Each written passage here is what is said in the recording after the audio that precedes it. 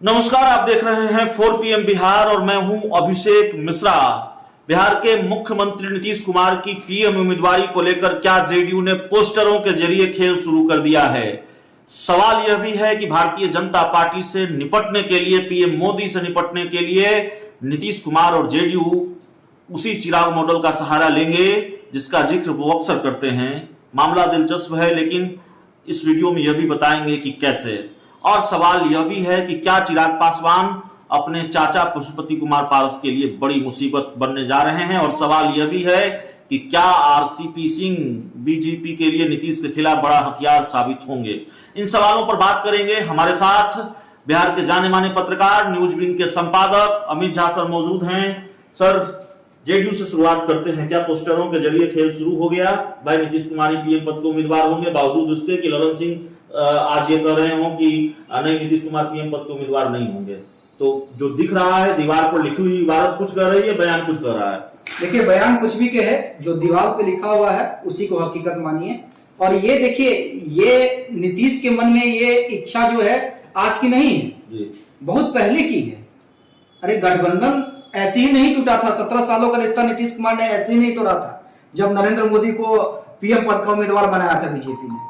ये इच्छा नीतीश कुमार की आज की नहीं है। और जेडीयू, देखिए, ऐसे ही नहीं, जब भी जेडीयू की राष्ट्रीय कार्यकारिणी की बैठक होती है तभी ये नारा लगने लगता है मीटिंग में कि भाई देश का नेता कैसा हो, नीतीश कुमार जैसा हो, देश का पीएम कैसा हो, नीतीश कुमार जैसा हो। श्रवण कुमार तो कह रहे हैं कि लाल किले पर झंडा फहराएंगे। वही कह रहा हूं। और देखिए, जब तक नीतीश की इच्छा नहीं होगी तब तक आपको लगता है कि जेडीयू का कोई भी कार्यकर्ता नेता इस तरह का बयान देगा और खुले मन से बयान देगा? नहीं हो सकता, जेडीयू में नहीं हो सकता। तो देखिए, नीतीश कुमार की इच्छा नहीं है जी। लेकिन और इसीलिए प्रचार प्रसार किया जा रहा है, खुलकर प्रचार प्रसार किया जा रहा है। एक तरह से दावा ठोक दिया गया है जेडीयू की तरफ से। और इसमें क्यों दावा ठोका जा रहा है, इतनी जल्दी क्यों है कि भैया जल्दी से आम सहमति बन जाए। नीतीश कुमार ये चाह रहे हैं। और नीतीश कुमार, देखिए, नीतीश कुमार हो, ललन सिंह हो, तब तक ये बयान नहीं देंगे कि हाँ भाई मेरी भी इच्छा है, या हमारे राष्ट्रीय हमारे नेता नीतीश कुमार की भी इच्छा है कि जब तक आम सहमति न बने। और आम सहमति के लिए नीतीश कुमार को पता है कि इतना आसान नहीं है, क्योंकि जितनी भी रीजनल पार्टियां हैं सबके नेता यही ख्वाब पाले हुए हैं कि अरे भैया नीतीश कुमार तो मैं क्यों नहीं, मैं नीतीश कुमार से कम कैसे, मेरी छवि हमारे स्टेट में कम कैसे। तो नीतीश कुमार तो किसी न किसी गठबंधन के सहारे चलते हैं, ममता बनर्जी, कई ऐसे नेता है, अरविंद केजरीवाल, मैं क्यों नहीं। लेकिन देखिए, नीतीश कुमार साहब एक प्लस पॉइंट भी है। पहले मैं माइनस पॉइंट बता देता हूं, प्लस पॉइंट पे मैं आऊंगा, जो दर्शकों को समझना काफी जरूरी है। माइनस पॉइंट क्या है कि नीतीश कुमार किसी न किसी के सहारे हैं।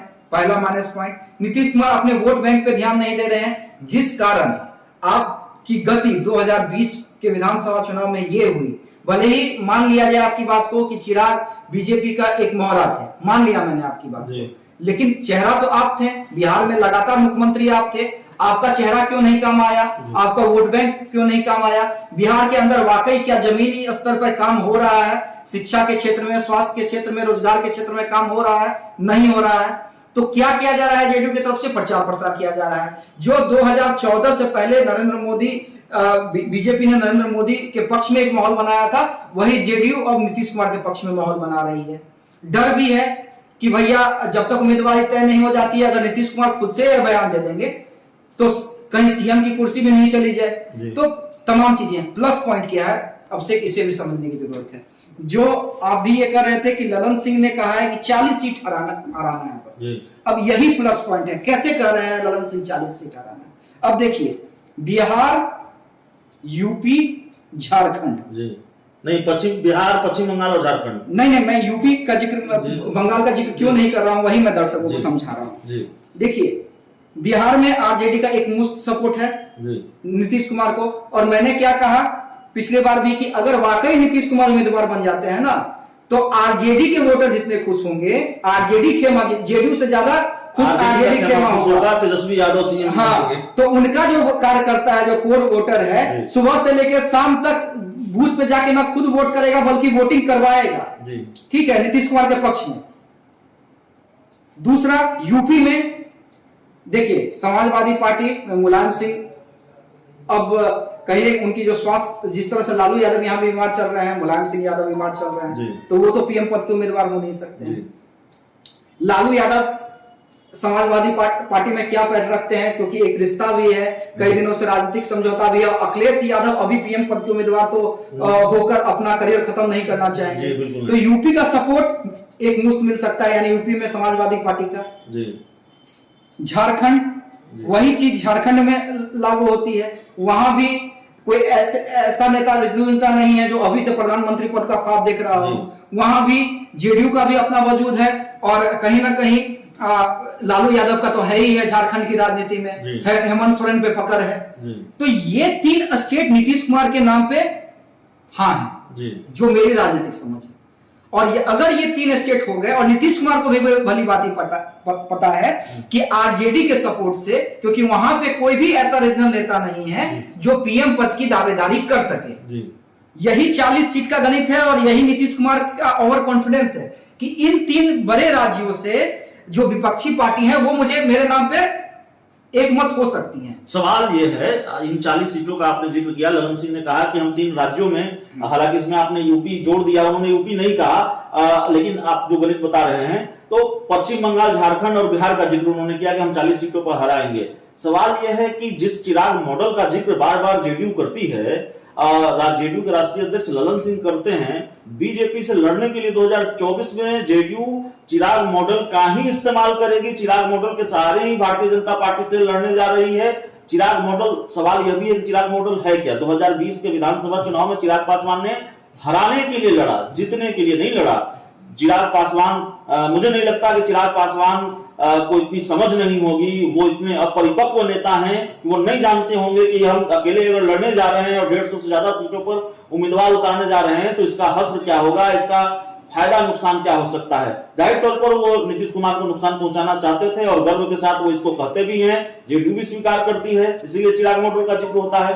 तो बीजेपी भी अगर हराने के लिए लड़ने जा रही है, 40 सीटें हरानी है, जीत की बात नहीं हुई है। सबसे पहली जो रणनीति सामने आई है, कितनी सीटें जीतेंगे वो दावा सामने नहीं आया है। दावा सामने आया है कि 40 सीटें हराएंगे 3 राज्यों में। क्या यही चिराग मॉडल है? और क्या जेडीयू भी चिराग मॉडल के सहारे ही अब मोदी से भिड़ने जा रही है, बीजेपी से भिड़ने जा रही है 2024 में?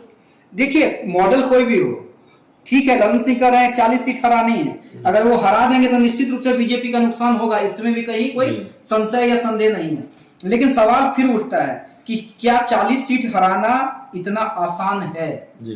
आसान तभी होगा अब से, चाहे वो नेता नीतीश कुमार हो या अन्य कोई विपक्षी दल का बड़ा नेता हो, जिसकी छवि जो है साफ सुथरी हो, जो नरेंद्र मोदी के मुकाबले वाकई खड़ा हो सकता हो। तो ये नेता आपको विपक्षी पार्टियों को 6 महीने के अंदर चुन लेना होगा, तभी कोई मॉडल आपका काम करेगा, तभी कोई राजनीति आपकी काम करेगी, चाहे जीत का फैक्टर हो चाहे हार का फैक्टर हो।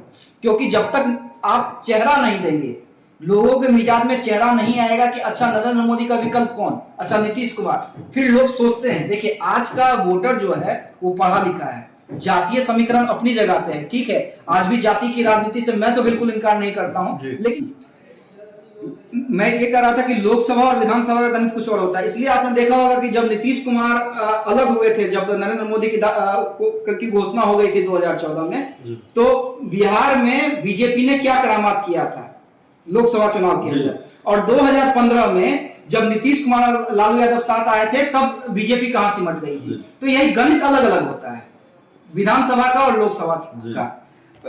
यहाँ पे लोग सोचते हैं कि ठीक है, अभी देश की राजनीति है, हमें इसको नेता बनाना है, देश में ये काम करेगा। जब स्टेट की बात आती है, अच्छा ये बिहार की राजनीति है, बिहार में तो नीतीश कुमार अच्छा काम कर रहे हैं, नीतीश कुमार को हम क्यों खोए। तो ये देखिए चेंजेस होते हैं। तो यही कर रहा हूं कि जब तक आप नेता तय नहीं करेंगे, और वो जल्दी ही, ऐसा नहीं कि चुनाव होना है और 6 महीने पहले आप किसी को नेता बना रहे हैं, तो कोई भी नेता नहीं बनना चाहेगा। जो नेता बनेगा वो अपने लाइफ की सबसे बड़ा राजनीतिक ब्लंडर करेगा, और नीतीश कुमार तो मैं नहीं समझता नीतीश कुमार उस समय उतना राजनीतिक ब्लंडर करेंगे, इसलिए नीतीश कुमार फूक फूक के कदम रख रहे हैं। तो 6 महीने के अंदर में ये आम सहमति बन जाइए विपक्षी पार्टियों में कि नेता कौन होगा, उम्मीदवार कौन होगा, चेहरा कौन होगा जो नरेंद्र मोदी को टक्कर दे सके, और उसके बाद एक रणनीति बनानी चाहिए ताकि आगे काम हो सके। चिराग पासवान क्या अपने चाचा पशुपति कुमार पारस के लिए बड़ी मुसीबत बनने जा रहे हैं? क्योंकि जिद पर अड़े हैं कि नहीं, उनको मंत्रिमंडल से भी बाहर कीजिए। जो खबरें आती हैं अंदर खाने से, कुछ जानकारियां भी हम लोगों को मिलती हैं, और एनडीए से तो बाहर कीजिए ही, एनडीए से आप उनको बाहर कीजिए। तो बिल्कुल विकेट गिराना ही चाहते हैं चिराग पासवान चाचा का। सवाल यह भी है कि मुकेश सहनी का क्या होगा, फिर पशुपति पारस का क्या होगा, और आरसीपी सिंह भी क्या केंद्र में मंत्री बनने जा रहे हैं, इसकी भी चर्चा है। और बीजेपी तो जाहिर है ज्वाइन करने जा रहे हैं, ये तो तकरीबन तय है। देखिए, आरसीपी बीजेपी ज्वाइन करेंगे, इसमें कोई संशय नहीं है। आरसीपी के लिए क्या बीजेपी रोल तय करेगी, ये समझिए। आरसीपी के लिए ये रोल तय करेगी कि आप नीतीश कुमार को ये डराते रहिए कि जेडीयू कभी भी टूट सकती है, हम कभी भी जेडीयू तोड़ सकते हैं। एक चांस तो बीजेपी जरूर लेगी, देखिए, क्योंकि चोट खाई हुई है बीजेपी, एक चांस जरूर लेगी, मुझे तो लगता है, भले वो सक्सेस हो या ना हो। आरसीपी का जो मेन रोल रहेगा, नीतीश कुमार के वो स्वजातीय हैं, उनके वोट बैंक को कैसे आप, और राजदार भी हैं, सबसे बड़े राजदार हैं, तो उनके वोट बैंक को आप कैसे कम करें, कैसे खत्म करें, कैसे उसमें डेंट लगाए, आरसीपी के रोल बीजेपी ये तय करने जा रही है। आरसीपी की इससे ज्यादा कोई भूमिका नहीं होने जा रही है। अब आते हैं चिराग पासवान पे। देखिए, ये बात आपने सही कही, चिराग पासवान भी चोट खाए हुए हैं, और उन्हें तो चोट अपनों ने दिया, चाचा ने दिया, उनके सबसे करीबी जो रामविलास पासवान के सबसे करीबी दादा कहे जाते हैं सूरजभान सिंह, उन्होंने दिया। तो चिराग पासवान तो चोट खाए हुए हैं, और यही कह रहे हैं कि भैया ये शर्त तो है, अगर बीजेपी चाहती है तो ये शर्त हो। लेकिन आपको क्या लगता है कि चिराग पासवान के पास क्या विकल्प है? मैं एक सवाल कर रहा हूँ। चिराग पासवान तो नीतीश कुमार के साथ जा नहीं सकते, नीतीश कुमार महागठबंधन के साथ नहीं जा सकते हैं। अगर नीतीश कुमार चले जाए, देखिए नीतीश कुमार, लालू यादव जो समाजवादी नेता हुआ करते थे, उनकी यही एक भूमिका होती थी, कब किसे मनाना है उन्हें अच्छे से पता होता है जी। उपेंद्र कुशवाहा को मना लिया, चिराग पासवान को भी मना ही लेंगे। अगर नीतीश कुमार चाहे, अगर उन्हें लगे कि नहीं, अगर बीजेपी के लिए हमें थोड़ा भी स्पेस नहीं छोड़ना है, तो चिराग पासवान को भी मना लेंगे। एक बार बस बुलाने भर की देरी है कि अरे कहाँ फंसे हुए हैं, आ जाओ। एक बार बुला चुके हैं, हाँ, एक बार बुला चुके हैं, हाँ, सार्वजनिक मंच पे हालचाल पूछ चुके हैं। जिस चिराग मॉडल से इतने खपाते नीतीश कुमार, बुला के हालचाल पूछ लिए, वो संकेत था। तो नीतीश कुमार के लिए कोई बहुत बड़ा चीज नहीं है। नीतीश कुमार, लालू यादव, ये सब राजनीति बहुत अंदर तक ये लोग देखे हुए हैं कि कब कैसे इन लोगों को मनाना है। जब तेजस्वी यादव को मना लिए कि भैया ठीक है, तो फिर मेरे बात तुम ही हो गए, जो तेजस्वी यादव कहते थे कि ना एफिडेविट साइन करवा लीजिए, चाचा कभी नहीं। तो चाचा के खेमे में बेचैनी है, वही मैं कह रहा हूँ। लेकिन अगर समझिए, महागठबंधन के साथ आते तो उनके लिए कितनी सीट बचेगी? मैं सीट पे बात, 7 दल पहले से हैं, 7 दल पहले से हैं। और नीतीश कुमार को तो भैया प्रधानमंत्री बनना है, अगर चेहरा घोषित हो जाते हैं, किसी को आरजेडी अपनी सीट कम करेगी नहीं। आरजेडी के साथ यही माइनस पॉइंट है, सब कुछ ठीक है भैया, मैक्सिमम सीटों पर लड़ेंगे। हाँ, सीट कम नहीं करेंगे, वो किसी के लिए सीट नहीं कम करेगी। नीतीश कुमार के अलावा आरजेडी किसी भी रीजनल दल के लिए कॉम्प्रोमाइज नहीं कर सकती है सीटों के मामले में। तो ऑप्शन बचा, मतलब फर्स्ट और सबसे सेफ ऑप्शन है चिराग के लिए बीजेपी। बेहतर डील वही मिल सकती है, और ये बीजेपी भी जानती है। तो ऐसा नहीं है कि सभी शर्तें चिराग की माननी होगी, कुछ बीजेपी भी मनाएगी। हाँ, कि अरे मान जाओ, ठीक है, चाचा ही है ना, मान जाओ, हो गया, ये दे रहे हैं, वो दे रहे हैं, अब साथ चलना है, चेहरा तुम ही हो गया, आगे कौन चेहरा होगा? तेजस्वी के खिलाफ कौन लड़ेगा? तुम ही लड़ोगे। तो बीजेपी इस तरह से चिराग को कन्विंस कर सकती है। लेकिन चाचा और चिराग एक ही गठबंधन में होंगे, एनडीए में होंगे, तो जाहिर तौर पर पढ़ला जो है चिराग का भारी होगा, कद बड़ा चिराग, इसमें कोई संशय नहीं। और सीटों की जो डील होगी उस पर चिराग ज्यादा भारी पड़ेगा, इसमें कोई संशय नहीं। चाचा को मंजूर होगा? क्यों नहीं मंजूर होगा? चाचा के पास ऑप्शन क्या है? चिराग के पास तो फिर भी ऑप्शन है, चाचा के पास क्या ऑप्शन है? तो चलिए, चाचा के पास कोई विकल्प नहीं है। नीतीश कुमार के लोगों ने, नीतीश कुमार की पार्टी ने, उनकी पार्टी के लोगों ने पोस्टरों के जरिए खेल शुरू कर दिया है, और चिराग पासवान और चाचा पशुपति कुमार पारस एक ही गठबंधन में होंगे, हो सकते हैं। बीजेपी मना लेगी, इसकी संभावना भी है, अमित झा सर बता रहे हैं। और चिराग पासवान ने मुश्किल जरूर खड़ रखी है चाचा पारस को, पशुपति पारस के खेमे में खलबली जरूर मचा रखी है। इस पूरी रिपोर्ट में इतना ही। बहुत बहुत